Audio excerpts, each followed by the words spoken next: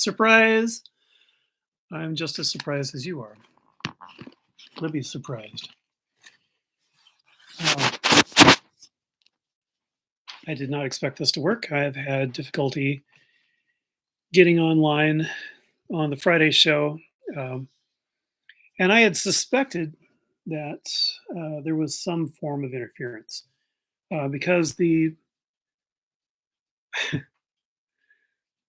machine was telling me that I didn't have the software to go live anymore, that there was something wrong with my software. Well, this is the same software, same camera, same mic, and here I am live. Previous to that, I had problems. Let me just set this down.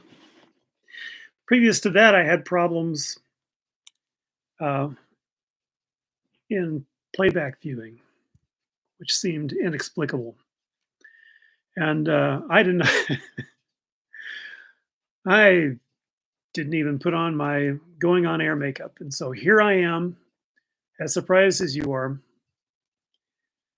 And I don't know how long this is going to work. So I'll tell you right now that I'm looking at Substack, and I did get a brief video on.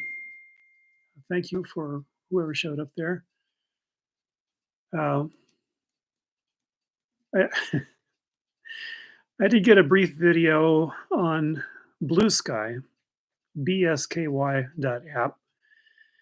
Blue Sky, at the moment, don't know whether that will change. Blue Sky is where it's at if you used to enjoy Twitter. So that was limited to 60 seconds. And this one's going to be pretty darn short. Hello, Shannon. Hello, Tat. So, and I noticed a few, I want to add to this. I had wondered whether it was just paranoia, but it's happened too often that I try to do things on the regular Friday slot that Ani and I had chosen, and it just doesn't work for whatever reason. There was one week where everything seemed to be blocked, and all of my connectivity, alarmingly to me, was suddenly blocked and then came back very shortly after I ceased trying to broadcast. So I think that this amounts to a shadow ban on YouTube. And this is the way the dictatorship is going to be now. So, as long as I'm on air, I want to say that we all need to be opposed to the dictatorship. I have decided as a transgender woman, I am not going to attend the large protests. I might if I could run, but I can't run very far. And some days I can't run at all. So I will find other ways to oppose the dictatorship, but I will oppose it continually and as effectively as I can. I want to explain why this is a dictatorship in case anyone is in doubt. There's more than one way to do it, but for me, the easiest way is the absence of due process in the abduction of Abrego Garcia and others. The absence of due process generally, the assertion of totalitarian powers. When you don't have due process, then it doesn't matter what you're charged with. It doesn't matter that you're innocent or whether you're innocent. If you don't have habeas corpus, which is an ancient right going back to King John in the 13th century, then you do not have the right to challenge your incarceration. You can simply be black bagged, dragged off, and as Garcia is now experiencing, sent off to a place where you cannot be extracted. And the attitude of the dictatorship is, well, it's a done deal, and we are not going to acknowledge the courts, not even the Supreme Court. So, with the theft of the election by mostly by a vote challenging, vote denial, Jim Crow techniques, and tabulator hacking, we do have a literal Nazi dictatorship at this point. And we can only oppose it in mass as a people, and sorry to say it, by force. What will that force be? It's up to the dictatorship at this point. I would like to suggest a possible means of removal, since there seems to be a lack of creativity and energy on the part of the Democratic Party. It could look like this: we, the people, can remove them, certainly by going to big protests and the ancillary auxiliary protests, the small ones that happen at different times in different places. Um, but we can also pressure our local elections officials to hold a special election on July 4th, removing all insurrectionists. I'm talking about everyone who is accused,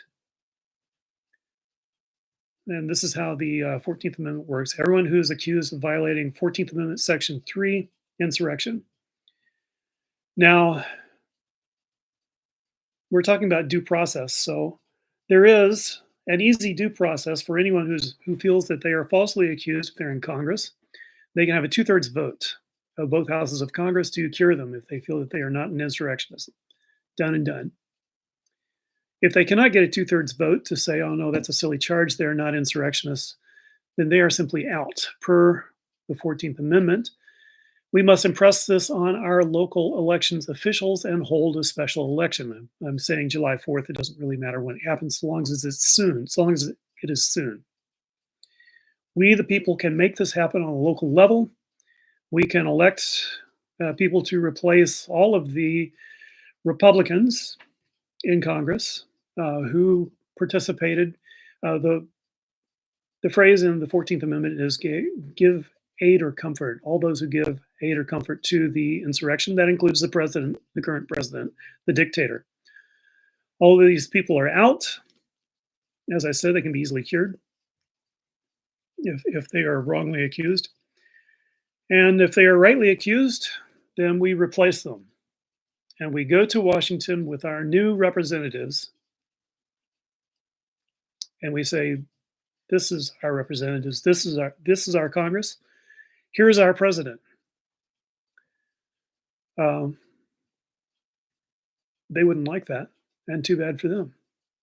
I think that would be a powerful move to make. So I leave that out there as a suggestion. In the meantime, every demonstration is important to demonstrate our resolve, to demonstrate our numbers, to demonstrate our will, to demonstrate our intent.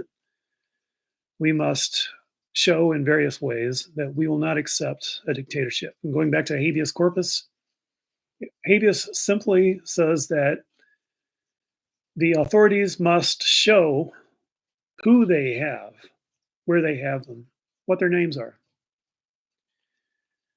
It's a check on arresting power. And it's the difference between a king or a pope or a dictator who can simply terrify the population by saying anyone who opposes me is subject to arrest. And this is what we are under now.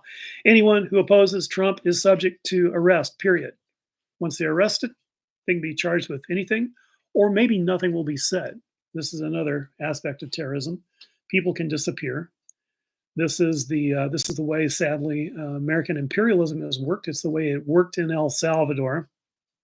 It's the way it worked in Central America under the CIA hegemony that the US imposed. So there's a little bit of karma here. And as an American and someone who cares about my fellow Americans, I don't care about the karma at this point. It's there. Maybe if you believe in karma, it's happening. I believe it was Michael Perini who said, we better hope that there's no such thing as national karma. Well, maybe there is. In any event, we shall see whether we have the strength individually and collectively to overthrow an active Nazi dictatorship. So I'll leave it at that for now. Thanks for tuning in. We'll see if this can get replayed. I rather doubt it. You are welcome to screenshot, replay, put it on another forum on another, there's a word that's not coming to me right now. Another streaming system. Whatever you want to do with it, I'll give you free range so long as you don't edit out the intent. And let's see, I see Ross in there too. Thanks for tuning in. And I see from Tats, it says, say hi to Ani. I will surely do that. I want you to know that there's been good news. It still will be a month, I think, before Ani will be able to return. If she can return, that's another discussion. Um, but good news about her mother.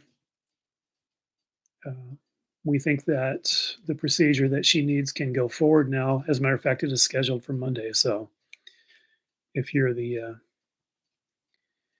giving conscious intent through prayer or meditation type, then please do that. Okay, I'm going to wrap it up. Thanks for tuning in. And maybe I'll just, if I can label it after the fact, maybe I'll label it surprise broadcast. Thanks.